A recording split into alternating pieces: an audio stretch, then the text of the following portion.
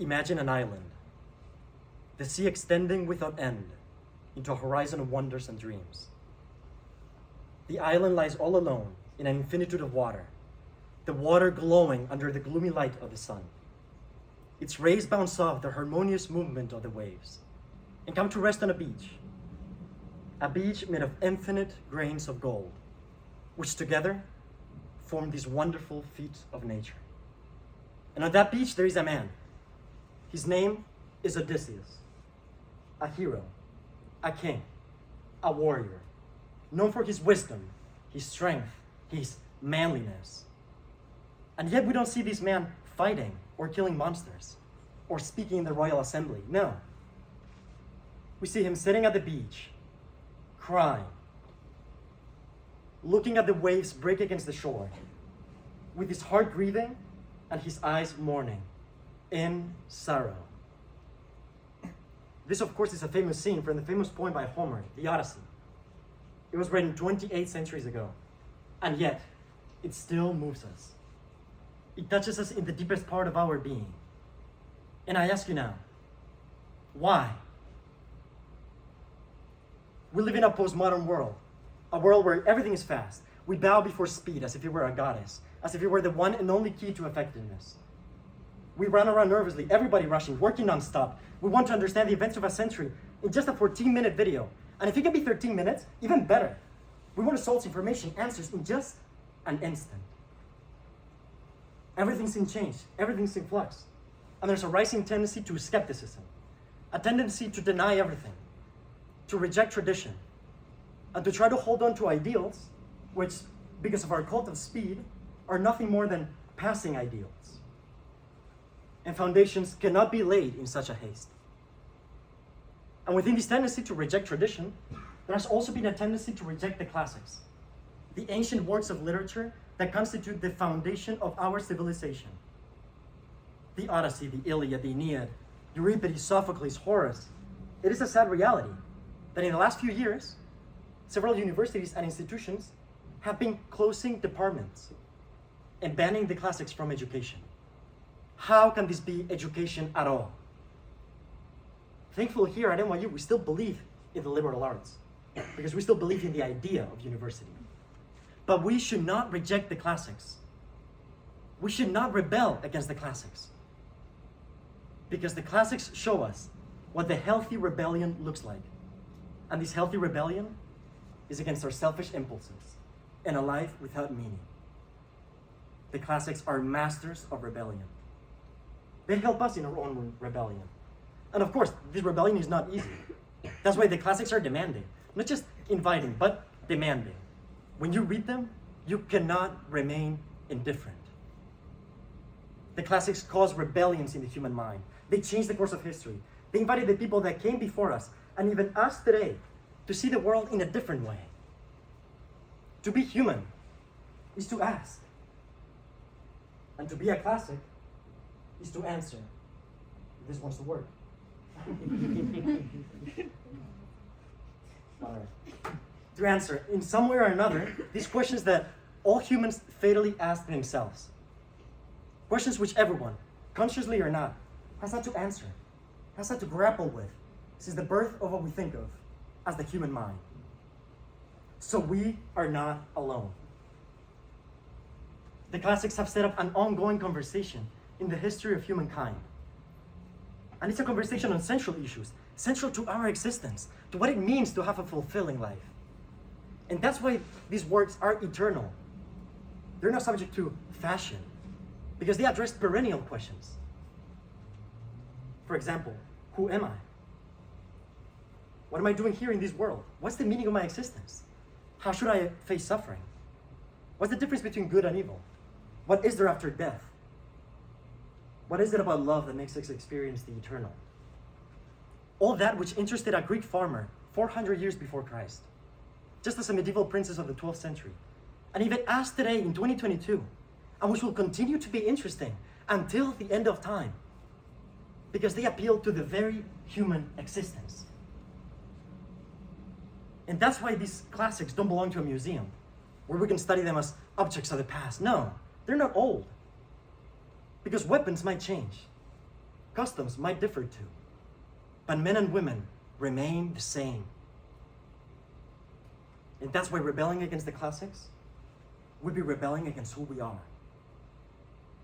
Nowadays, to affirm that there is such thing as a human nature, something which a few decades ago could seem obvious, now, however, it needs to be demonstrated.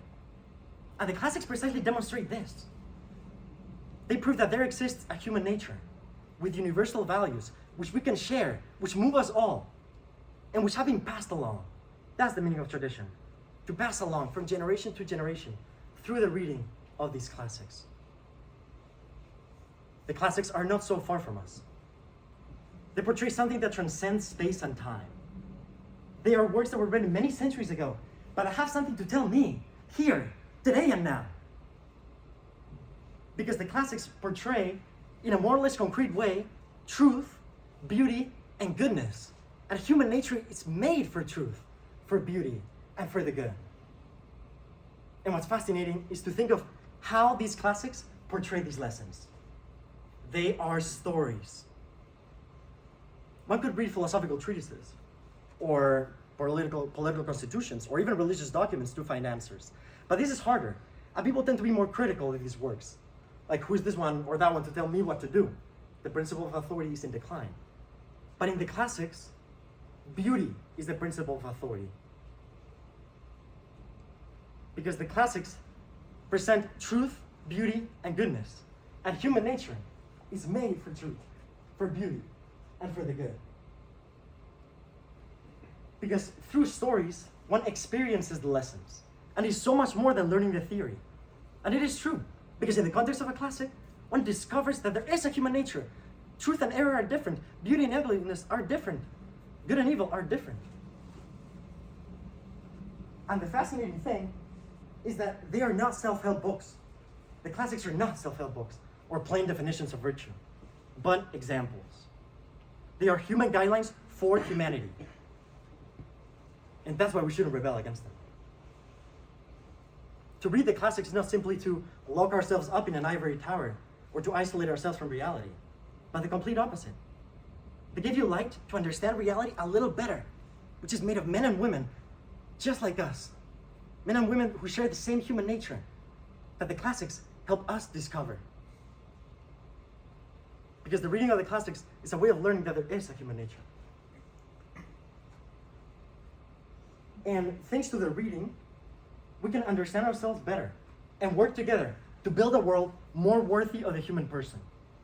It is not about erasing the past, but about engaging with it so as to conquer the present and forge a better future.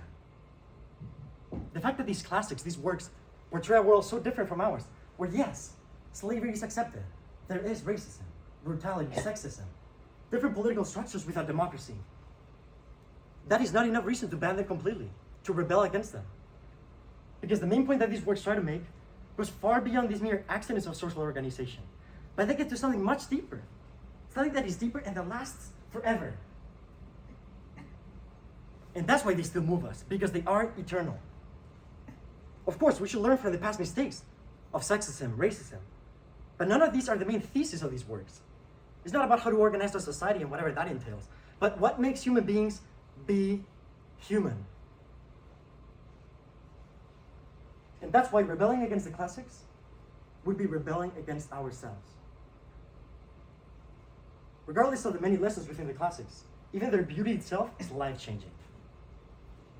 The classics give you this sensitivity towards beauty, this fineness of heart to appreciate the good, to watch a sunset and not pull out your phone, but just let it fill you completely, in silence. The classics gives you this maturity, this moral imagination to appreciate higher things, to go to a museum and not feel out of place. How many people can do that? It is not so much in understanding the classics or in knowing the theory or the lessons within them, but in appreciating them first. Because wonder is the beginning of wisdom. This actually happened to me. I was in 10th grade, and I still remember that day as the day I fell in love with the classics. It was a Sunday in May, perfect temperature in Madrid. Quiet at home, my siblings were out, perfect. I had been reading Homer's Odyssey for a couple of weeks when suddenly I found that I had finished the entire thing in one sitting. I could have had 200 pages left or so, but I just devoured them in a matter of hours. Back then I didn't really know what it was, but I was profoundly moved the whole time. So many times I had to take my eyes off the page to just let the words sink in. It was truly amazing. And I didn't know what it was, but a part of me knew that there was something in those pages, something that was greater than me, greater than life, and it was touching me. Later on, after taking some courses and learning about life, just a bit more, I guess, I then started to be able to name the things, to identify why the Odyssey had moved me so much.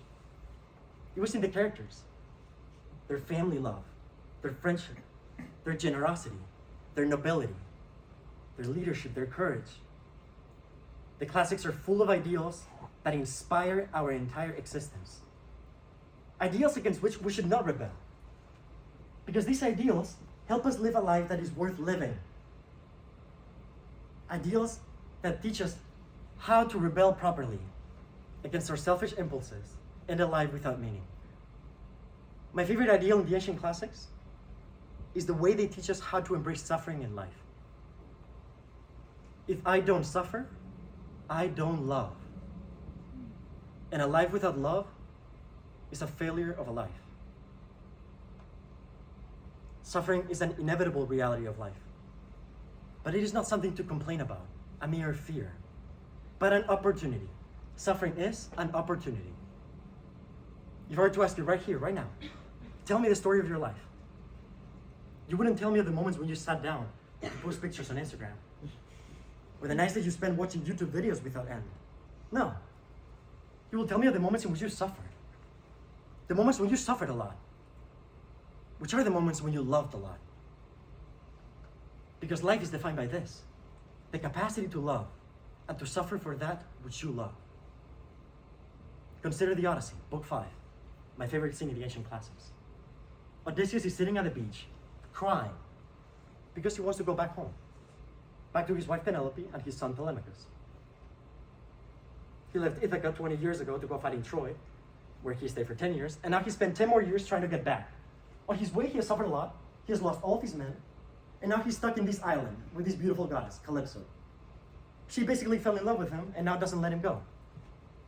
But she realizes that Odysseus is still quite sad and wants to go back home. So she promises him the greatest gift an ancient hero can imagine: immortality. So right now, think about it. Odysseus is in this wonderful island, a paradise of pleasure, with the best food in the world, with this amazing goddess, basically sex on demand, and a promise of immortality. And what does he say? He says no. He says, I want Penelope.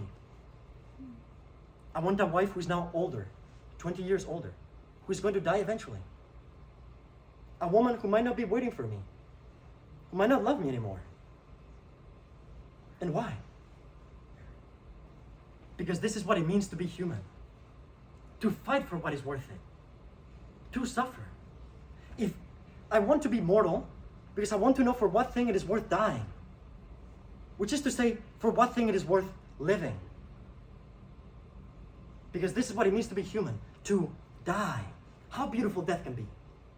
It makes us enjoy life, strive to be better, love more. The temporality of things. The fact that something ends makes that so much more meaningful. Love is to make oneself fragile, to suffer, to fight, to be mortal. The Homeric heroes are constantly pursuing immortality. But Odysseus teaches us that to be immortal is to love Penelope, Telemachus, Ithaca. It's not staying in the wonderful island with a wonderful goddess, always young, always beautiful. Because she doesn't exist. You wouldn't be human anymore. Only on Instagram exists this immortality of beauty. How boring.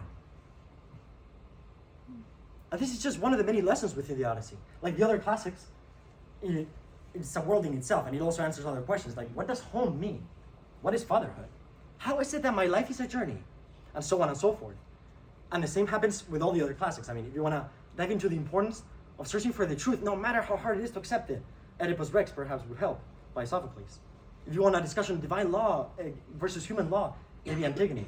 If you want something on patriotism and the duties for one's nation, perhaps Virgil's Aeneid.